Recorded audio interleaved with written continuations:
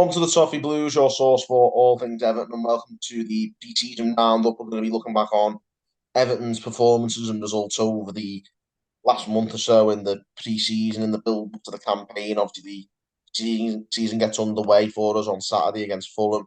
We've played five pre-season games, six if you include that one that was behind closed doors at Goodison as well.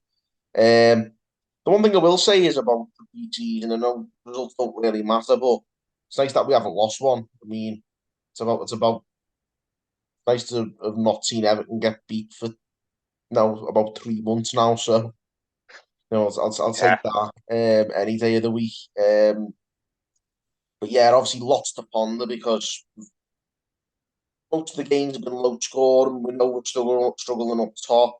There's injuries. There's a lot of problems. Let's be honest, going into the opening day in a couple of days. But for now, we'll look back. Obviously, we started the pre-season in Switzerland, went to Neon and won 2-1. Uh, that was again, it was exactly what you'd expect from a pre-season game. I think like just a bit of a non-entity. Really, we didn't really ever get out of first gear. Probably, that catch of Kouyaté scored a good goal in that game, didn't he? from what I saw, yeah, he's a young left back and he caught it well, didn't he? But just going on to like before, instead of like going through like game by game by game, because there's not really much point in that. It's more just type of take a scope of the situation we're in, because a lot's happened since the end of last season, and a lot kind of hasn't happened as well. Since we got away with it on the final day against Bournemouth, in an ideal world, personally, I could still do it in another few weeks between now and the start of the season. Me I too, haven't mate. quite Me got the too. yeah, I haven't quite got the nightmare of last season out of my system yet. But it's here. We have to just go again. We don't get to pick when the season starts, sadly. Um, Going back to what I was just saying, a lot's changed in the sense that obviously we've had certain members of the board finally step away. New people have come on to the board with the club. It's probably just short term. Some of them might be long term. We don't know. MSP are not officially in the club yet, but it sounds like they've kind of um, put the money where the mouth is, and that the stadium, Bramley Moore, is full speed ahead. There doesn't seem to be any serious problems with that, despite what the Daily Mail are trying to do, and kind of That's clickbait my articles least. staring up fans. That is But my least favourite thing about pre-season. It's just the absolute waffle from the news outlets.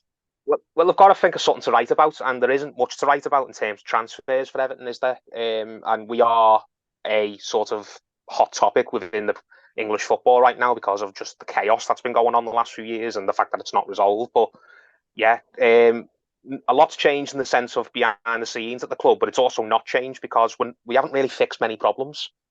We've There's a couple of players have gone. Mina's contract's expired. He's gone over to Fiorentina, and wish him the best of luck over there. Connor Cody didn't get signed, which surprised me. I still think we should have done that, but that's a topic that divides supporters. Who's come in? Ashley Young, who is right up there in age, but last season was still playing in the Premier League and looked like he still had it. He still got it. So hopefully he can contribute something. And who else has come in? That's Anjuma, fella who jilted us at the last minute in January. But we've had to kind of move on from all of that unpleasantness and just kind of give him another chance. And apparently, everyone who's seen him, I don't claim to have watched a lot of the fella. Only saw a little bit of him when I was looking him up in January, but he looks like he was better than a lot of the wide options we've got at the club. He can So a kick a lot's ball for changed and a lot starters. I hasn't. think that's the one thing I will say. He can kick a football better than most of our attacking players. Well, he can just do something off the cuff. Do you know what I mean? Which a lot of our players can't. They take the ball and then sort of just are in two minds of what to do. And by the time they make up the mind, the chance is gone, or the defenders got back into position. But just sticking on topic, it just I don't know what a penny for Sean Dyche's thoughts this summer because he ended last season. Apparently, he absolutely went ballistic at the players post match after Bournemouth, calling them a disgrace, and rightly so. We should do that. He was calling a lot of them a disgrace and telling certain people that they don't deserve to be at the club, and they won't be at the club this season coming up. And I'm glad that he's apparently done that. But he also publicly said this club really needs to sort itself out off the pitch. It really needs to start acting like a big club again instead of just describing itself and thinking of itself as a big club. And we haven't done that because we haven't got rid of, the Pennywise is still elephants the in the chairman. yeah, we haven't got rid of the elephants in the room, have we? The elephants in the club, in more ways than one. MSP are not officially on board yet, so there's still the uncertainty going around there. When are they actually going to take up positions on the board? We haven't done inspired and transfer business. I think a lot of the fans are We realistic. haven't done enough transfer business. Yeah, We've got rid of a fair few, but we haven't brought enough in. fans weren't expecting us to go and sign £20 million on a striker here and 15 million on a midfielder there. Everyone realises that we're up against it, and finances are really, really tight. But it still feels like we haven't been proactive enough. Now, I'm No, not sure. at all. No, I'm sure maybe there's people in the club who, if they were allowed to, would come out publicly and try and tell the supporters about how proactive they're trying to be. But it's not translating in terms of actual business done, isn't it? We've been linked with players who are just completely unrealistic. Players like Harry Maguire, players like saw one or two people linking us with Charlison coming back, El Bilal Toure. We did try hard for him. That was kind of a serious link. We did actually bid for him, but he's knocked us back to go and play in Atalanta. So it just kind of feels like, what targets did we have nailed down that we should have had nailed down in like February, March, April time, that we've just on the 1st of June we've gone in for straight away and went, right, let's get you in the door. It feels like we haven't. It feels like we just arrived on the 1st of June or whenever the transfer window opened, and they've just sort of said, right, let's start all the work now. Yeah, Sort of thing. we've So had this problem for you, and again, it smacks of who in the chairman's position. This usual, it's not just him, but a lot of it is, yeah. It goes back to when he was controlling it more back in the Moyes days, even when we'd slug it out and bring a few in on loan on deadline day. Well, he's the official reason he's still there. That the reason Mashiri gave a couple of months ago when the other charlatans cleared out. The reason Ken Wright was staying was because of his experience and his transfer acumen. Well, his transfer acumen didn't get that El Bilal Toure over the line, did it? Apparently, whenever we're talking to a player about contracts, when we've had a bid accepted, Ken Wright, that's when he gets involved then, and he tries to sell the player on the club and do his old granddad Evertonian act, blue-eyed Bill. It didn't work on El Bilal Toure, did it? He swerved us to go and play for. I know Atalanta are a good side and they're going to be in Europe next season, but they're not a big club by any stretch of the imagination. They're not a club They're a good side though, and they're a well-run are, side. but I think the fact of the matter is, mate, clever footballers aren't like the robots we think they are, or or maybe the more robots than we want them to be. But they'll think with the heads, not the hearts. Doesn't matter how many superlatives he says about Everton. He's going to be sensible and see that they're better run than we are. Yeah, but he's a young player. You've got to think of it in the sense of, if you're a young 19, 20-year-old and you want to sort of, make a big breakthrough and announce yourself into the rest of Europe and get yourself kind of everyone talking about, yeah, are you more likely to do that in the Premier League, even if it's with a dysfunctional club, or are you more likely to do it with a club in Italy where, let's be frank, the audience viewership of Serie A is nowhere near what the Premier League is. It isn't. I hate to break it to you, mate, though. Like, it doesn't matter if the viewership's of what the Prem is or even less. The fact is, he's in a side that is functioning, that are going to give him the service to get goals and get him noticed by better Premier League teams, and that's what he's thinking. Yeah, I take that on he'll be board. at a top half Premier League team if he earns a move there. I know, I take that on no one board. wants to come to Everton at this moment in time. It doesn't matter. Even some fella who'd rather go to Bologna, who aren't even they're a bottom half Serie A team. They'd rather go to them than to come to us. But that leads me back to my point. I know Everton have been in relegation battles the last few years, but there's other clubs that have been in relegation battles that have still when they survive, they go out in the summer and they get some business done and they beat out other teams around Europe that are a lot better than them. The point is, Everton are so terribly run and such a bad sort of prospect for a player to come to. The sales pitch is so appalling that players would rather go and play in a league that's a lot less viewed for a club that is I take on board what you're saying. They're a lot better, and if Everton played them tomorrow in a competitive game, we'd most likely get smashed. But Atalanta are not a club that anyone grows up a dreaming of playing for. Do you know what I mean? And neither are Everton, really. But the Premier League is a platform that a lot of people certainly grow up hoping that they can get themselves noticed on. So the overall point is, going back to what I was saying, the fact that Ken Wright's been kept on for his transfer acumen when Everton have never, and his supposed his ability to get deals done and convince players to sign for the club, when Everton is probably it's hard, we're finding it the most difficult period ever to get players into the door. We've never looked like such a worse prospect for a player to sign for. We've never looked like such a crap club to associate yourself with. So it just takes me back to my point as nothing's changed, and there's certain people behind the scenes of the club who I am willing to believe are working their absolute socks off to make the situation better and get some business done. But it doesn't matter as long as a fish rots from the head, doesn't it? So all Precisely. go, going back to the pre-season, as I was saying, I don't know what has been really going through Dyche's head, because he said all the right things, and I believe he meant every word he said. In the days and weeks after the end of the season when he kept us up. But it's the club haven't held up their end of the bargain. They haven't delivered for him. And again, he's just had to kind of make do with what he's got. And the entire pre-season that we've seen, he's basically just tried to do what he can, which is get the team as fit as he possibly can, get them as compact as he possibly can, and just get all the defenders to kind of just sort of buy into his way of playing and just follow instructions. And it's kind of bore fruit that we've kept a lot of clean sheets, we haven't conceded a lot of goals, but it doesn't inspire, does it? No, I mean, I think it's more obviously with the Premier League coming up, and I really worry for us if we don't like start bringing some players in, because I'd say even some of the sides coming up, I think it's stronger than us. I think we're definitely a bottom three side as it stands. Yeah, as it stands, very arguably, but I think the bottom eight this season is going to be. It was. If you think it was bad last season, it's going to be even worse this season. The bottom eight. The bottom eight can be any order like you want. Could Everton be. would probably be one of the likeliest teams to finish in the bottom three as things stand.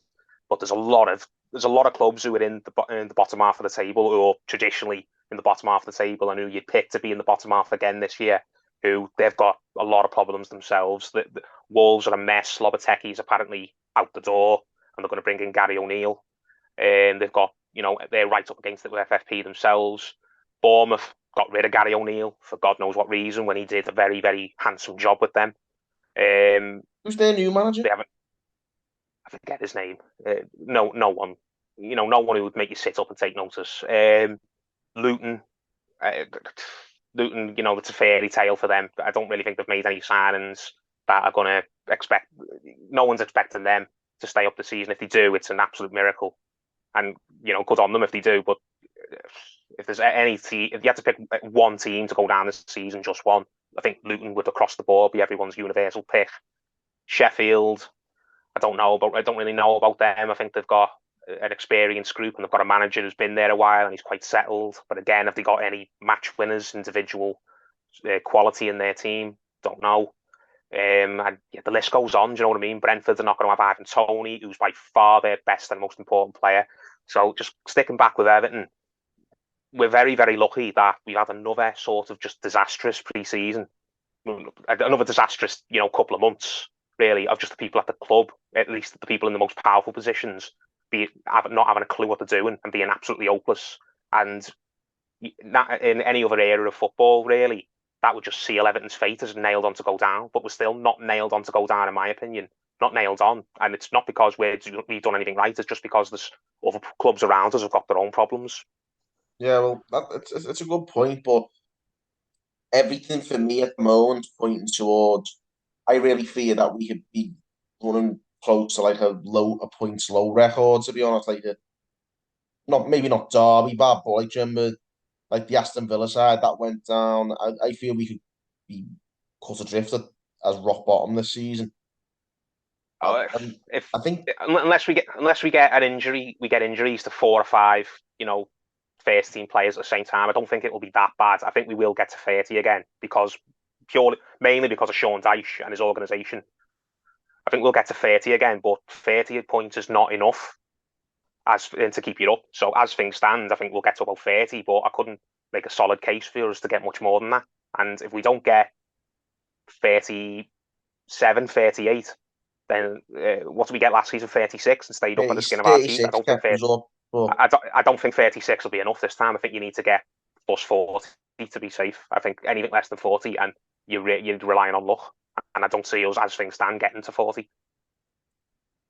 no, I think let's be honest. I think the millstone around the club's neck is the chairman, and quite frankly, I understand that a lot of I understand the changes in the boardroom and stuff, but if the if the owner has any brain cells, let's be honest, he'd have dismissed the chairman and even kept one of the other um, boardroom members who've left. Maybe kept one of them in the post as the sort of If, interim. you know, he's absolutely the biggest problem and the main problem, but he's not the square root of every single problem. If he went on when all the rest of them went, it wouldn't mean that this summer would have been suddenly great.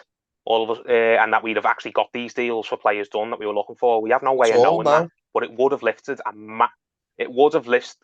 a massive dark cloud from over the club. It would have made the fan base a lot more optimistic. upbeat. It would have made the fan base a lot Absolutely. more hopeful, optimistic. Yeah, hopeful.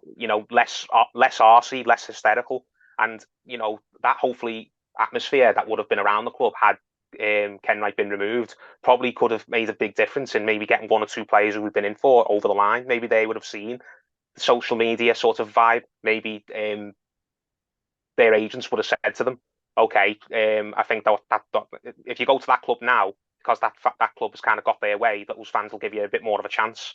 Now, whereas if you go there now and you don't hit the ground running, those fans are just looking for someone to get on top of because they're frustrated about other things. They're looking for a scapegoat, which Evertonians are. It's not wrong to suggest that Evertonians at the moment, because we're so frustrated about other things, we're just looking to get mad about things. Do you know what I mean?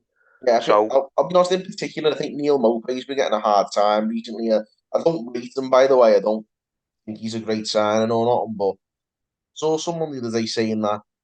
Well, it happened to Dwight McNeil, and I'm guilty of this as well. It was Dwight McNeil for the first half of last season, then it was more pay.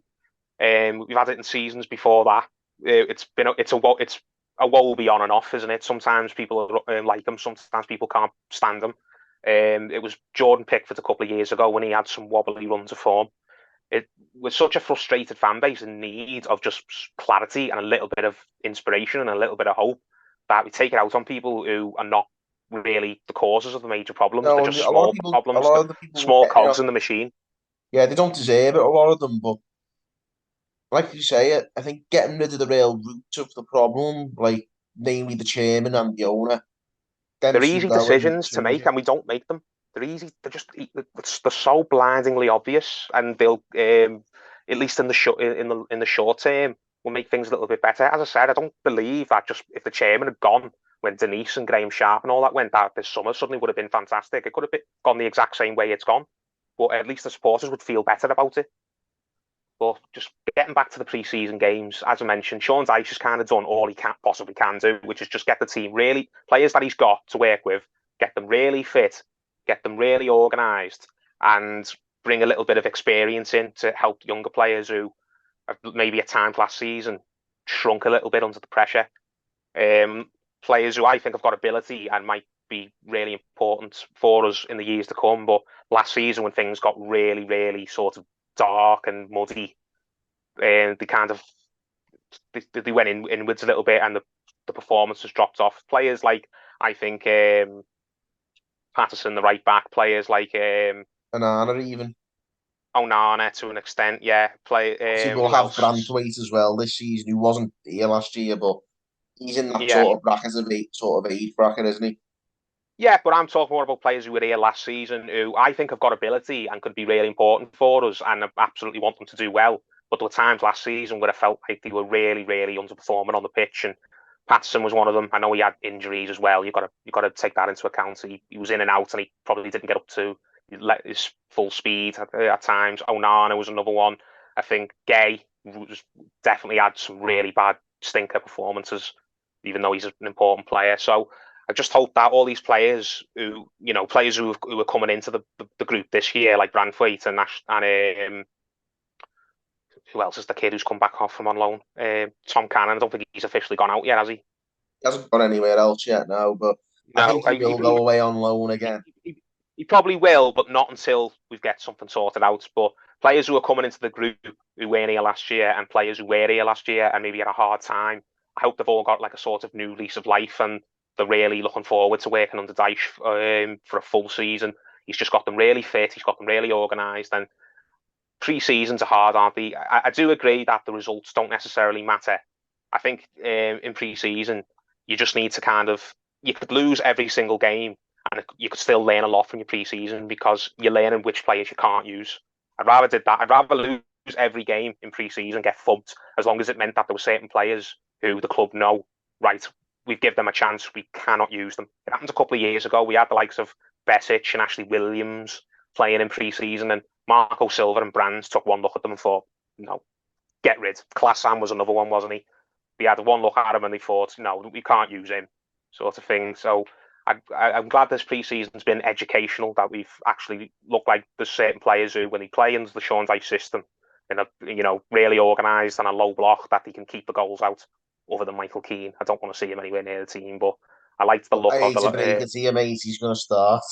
Well, he's going to have to start, but I agree. It's probably just going to be a case of needs must because Owen on the from the channel, he raised some really good points when he said, "I don't think Sean Dyche is as enamoured with Michael Keane as a lot of supporters think he is, because we played 3 centre backs on the last day against Bournemouth, and 2 of them were out of contract and definitely weren't staying at the club, Cozy and Mina, and he still picked them over Michael Keane, didn't he?" And Michael Keane, I think, how many games has he started in this pre-season? 2. Yeah, I He think only came on. Bramthwaite's been getting picked more than him, but Branthwaite certainly got more minutes, and Michael Keane wasn't even going to get on the pitch in that last game against Sporting Lisbon. I went to that at the weekend. He wasn't even going to get on the pitch until Tarkowski picked up that knock late. He played Godfrey in the first half, and he brought Branthwaite on in the second, and Tarkowski was going to do the full 90. So I think he was kind of auditioning Branthwaite and Godfrey in that last game against Sporting Lisbon, give them 45 minutes each and see, okay, both of you go out there and prove to me which one of you should start with with James against Fulham, and hopefully Tarkowski's all right and he can play. But Michael Keane, I've just accepted that he's not going to go because what club is going to take him off us? But I'm optimistic that Sean Dyche has finally seen the light with him now, and he will only use him in an absolute needs must situation. yeah, I think what I've learned is that we absolutely need a new centre back. Obviously, Brantwaite should be eased in and we should be using him. But there's got to be another centre back. I don't really want to be relying on Godfrey at centre back No, as well as Keane. Godfrey got completely given the run around against Sporting Lisbon. That the fella who we were after, he played for Coventry and he's gone to Sporting. I think he's Swedish. Yeah. Yeah, he started up front for Sporting Lisbon, and oh my God, he had Godfrey on toast. Honest to God, Godfrey had a nightmare. The amount of times that he just completely left him for dead, or he completely overpowered him. It was like Godfrey was like a 10-year-old trying to mark a 16-year-old. That's what it looked like. And thankfully, when Godfrey came off at half time and Branthwaite came in, that whatever he's called, Jokeres, he sort of eased out of the game. So Godfrey, I don't know what you do with him. I don't even know where he's meant to play. He can't play as a fullback. He's shown that he can't play as a centre back. He's not at this level. I don't think he can play as a number 6 because he's got the energy, but he hasn't got the positional awareness. He hasn't got the technical ability, I don't think. I just think Godfrey's one of those players like Michael Keane who we'd be happy to part with, but no one's coming in and making us any offers. We should be getting short of him, I think. But I think the aim should be now to one of Keane or Godfrey should be the 4th choice, and we need another centre back to come in. We do. I'm not holding my breath. I think all the eggs are in the striker basket, aren't they? As of now, as of this recording, that lad from Sporting Lisbon, the striker, the 19-year-old. Yes, I did it yesterday, or he's doing it today. He's going to be announced any minute. We could get off this video when he's been announced. He could be announced tonight. He could be announced in the morning. I don't think he's going to play any part at the weekend because they just haven't got it done in time. And who knows where his fitness is up to. But he's coming into the club, and we'll just have to kind of see what the plan is for him, whether they're going to ease him in, whether he's going to go in straight away. Not sure, but we need another striker. We need because Calvert-Lewin, as of now, is fit, but we're probably going to get. I don't want to tell you that. I don't want to guess how many games we'll get out of him, but we probably won't get even half the minutes of a season out of him. Don't know how many minutes there are in a season, but he'll get less than half a full season just of his injury record. This new lad is very, very young and very raw, and it's not fair to expect him to come in and and take up the mantle all by himself. So we need another, dependable striker to come in. It doesn't have to be a world beater. It doesn't have to be someone who all the kids are getting on the back of their shirts. It doesn't even have to be someone who you look at and you think, oh God, like even if it's a striker who people look at and what I mean is, and they think, oh God, what are we doing with him? He's got a bad smell on him. As long as he comes in and he does a job, then it will just make the job Calvert-Lewin and the Sporting Lisbon kid. What is his name? I keep forgetting it. Chimiti. Chimiti, yeah. Just as long as I don't care what the striker, what he looks like, what country he plays for, what club he's come from, what his history is, whether people think he's just a yard dog. We just need to get a striker in who will do a competent job. We need a big fella up there. Yeah, a big fella. We need a big fella. We need an what's the Brian Clough quote? A leg biter, bite your legs. Yeah, something like that. Something like that. Yeah, a leg biter. Yeah, we just need a big, strong centre forward. Even if he's only going to get half a dozen goals a season, if that. Just go get one of them, and it will hopefully ease the burden on Calvert-Lewin and Chimiti, and it will just give Sean Dyche another option to bring off the bench or to start with when he's looking at his tactics for the weekends, because we're going to see a lot of interchanging in this season. I don't think we're going to have a settled 11. I think we're going to have like a settled 4 or 5, and everyone else will kind of come in and out depending on fitness and form and the schedule. Yeah, we'll see anyway. But the final point before we wrap up on the pre-season, you mentioned there that results don't really matter. Performances, you can take a lot from the performances. It's not been anything dazzling, but has the defensive solidity made you feel a bit better about the season? Yeah, Yeah, as I said, but it's not really the results that matter. I think it's the stats that matter in pre-season. I'd rather have 5-0-0s or 2-1-0s and 3-0-0s than win every game 4-3. I would, yeah, because yeah, and the fact that we've kept the scores, how many clean sheets we kept? 4. We've four had out of 6 games. 6. Yeah, Yeah, we've had 6. One was behind closed doors, but it was a full 90 for the players who were on the pitch. So I do count it. We've had 4 clean sheets, and a couple of those sides were pretty handy as well, and were ahead of us in terms of their preparation. Stoke were at least a week ahead of us for the Championship, and Sporting Lisbon were a week ahead of us as well, and they're a good little side. I think they're in Europe next season as well, aren't they? So the fact that we were able to keep clean sheets against them leads me to believe that our defence isn't a serious problem. Obviously, we need a bit of depth in it. I agree with that, but if everyone's fully fit, then I believe that we can keep a good amount of clean sheets this season, or at least keep the goals right down, and that's half the job done. I know they say you need a goal scorer to stay up, but you also need to keep the goals out as well. So I'm optimistic that we might be able to stay up this year. I do think we'll. I know you feel that as things stand, we're on for an absolute disaster. Barely scraping 20 points. I think we'll get more than that. I think we'll get at least 30, but we need a couple of forwards to come in to make sure that we've got a squad that will definitely get over 40. And if you think you get over 40, you'd be all right. We just need that cover. And again, like I said, I think given the nature of how we've been run as a club terribly and whatnot, I think it is going to be one of the usual slogs that final week, and probably particularly the deadline day. We'll probably get a few in, but I'm not going to lie, I've not quite got the patience for it.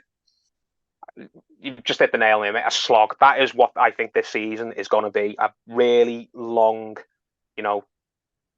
testing, annoying, sometimes really depressing slog of a season.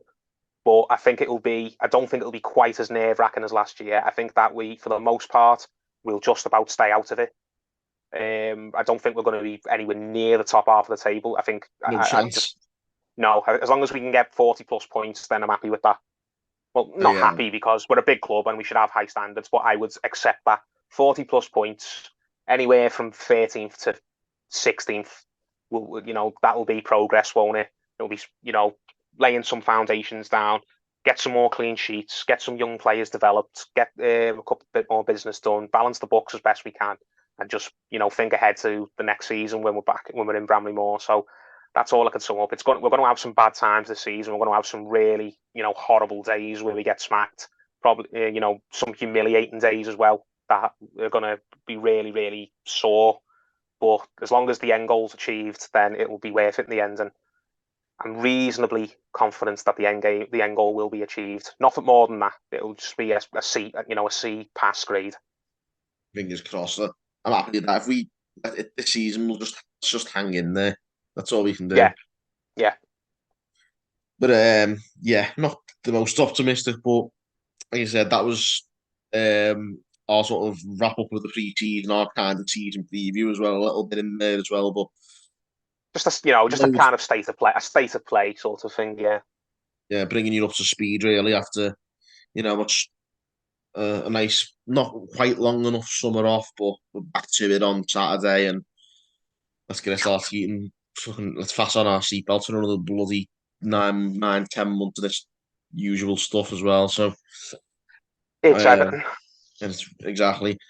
The sooner we don't have to look at that man on that man on Twitter saying it's terrible, but it's Everton on every single Yeah, post. I was just look along for the day where we just have a decent season. My God, I but just long for the day that we have a club that puts its best foot forward, that and too, we haven't yeah. done that in 30 odd years. I think there's people at the club who do that, but they're undermined by the person at the top, or joint at the Multiple top, people, and yeah, yeah, multiple people who wouldn't know, who don't know, wouldn't have got two left feet and don't know how to put their own foot forward. Don't know how to put the shoes on. Never mind, put a foot forward. yeah. Well, we'll see what happens. Obviously, season kicks off on Saturday. Let us know your opinions about the pre-season, about the upcoming season, and everything, guys. Everyone, get your comments coming in. Give this video a like and subscribe for more content. Until next time, hopefully a decent match preview or review, whatever we bring you. But until then, guys, thanks for tuning in on the Toffee Blues.